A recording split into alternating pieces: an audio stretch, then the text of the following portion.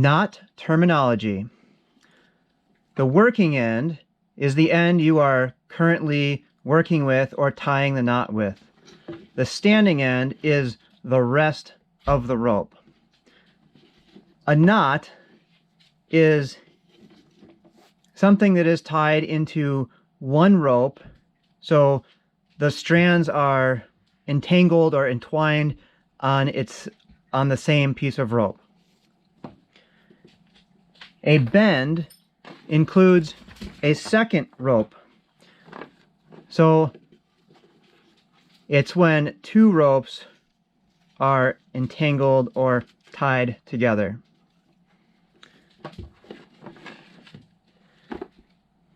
A hitch is when the rope is tied around something else, and it depends on the presence of that object to hold this rope in place.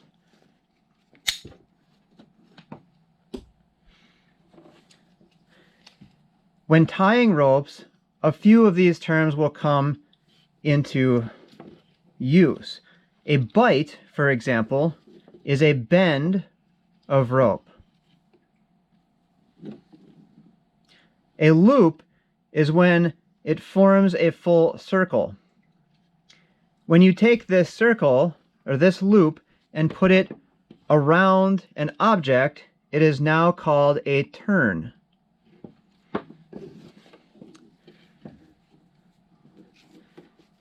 The eye of a knot is the open space that's created that you would attach into or be tying around an object. The shear of a knot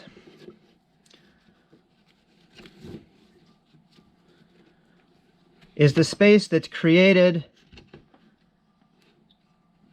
in between the object and the rope, and it's a measure of how much force is applied outward or to the side of the knot.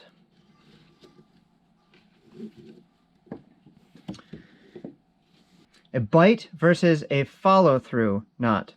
A bight knot, or a knot tied on a bight, is when you take a bight and use this as the working end to tie a knot, such as a figure 8 on a bight.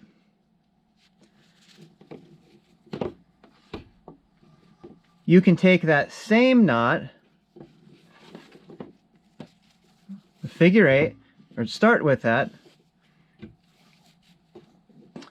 and to do a follow-through, you would then simply retrace or follow these strands back around the knot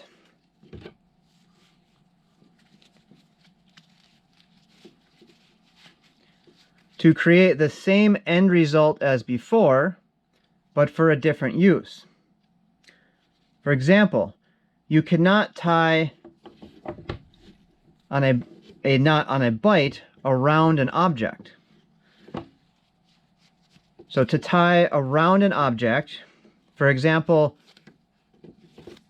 around a climbing harness or around a tree, you must do a follow-through, like so.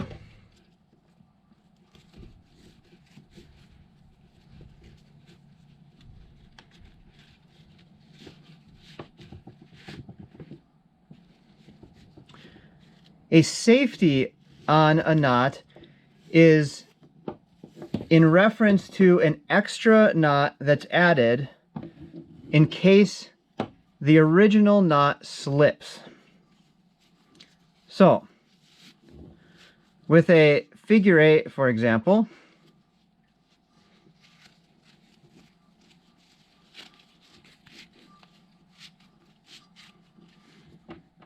a safety,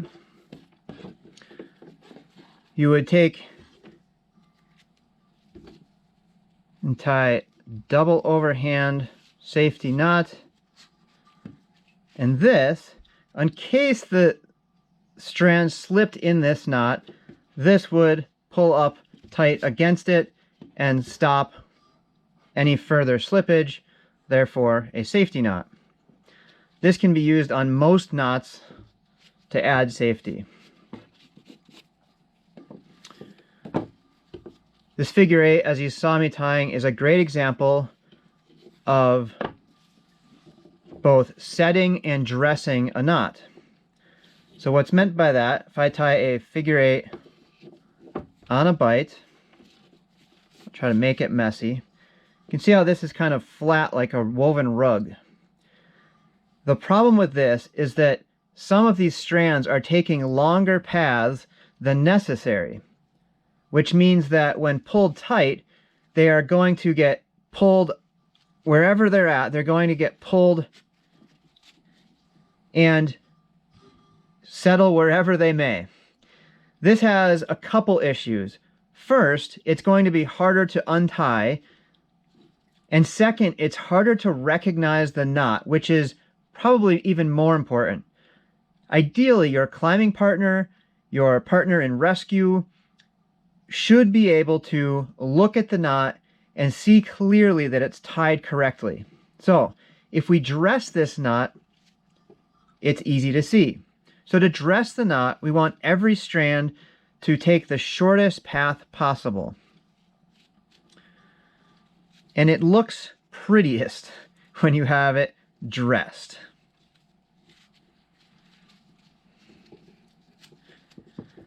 So to start this, you're going to play with it until you can get everything kind of laid nicely.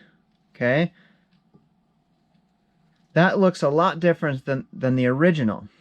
So this is a dressed knot. Looks picture perfect. A set knot is when you take each strand and pull so that it is set tight. The advantage to this is that now you have a knot that will not change shape, it will not stretch, your anchor won't change the distance, it will just stay as you put it. And again, your strands are in place, so it's going to be easier to untie. Okay. One final term that is very helpful when tying knots is the gain. So the gain is this length here that essentially if you're tying an anchor and you don't have much space, having extra gain essentially just wastes space. It gets you further away from your anchor and towards the cliff, for example, when you could tie this knot with a much shorter eye, which in turn gives you much less gain, keeping you further away from the cliff.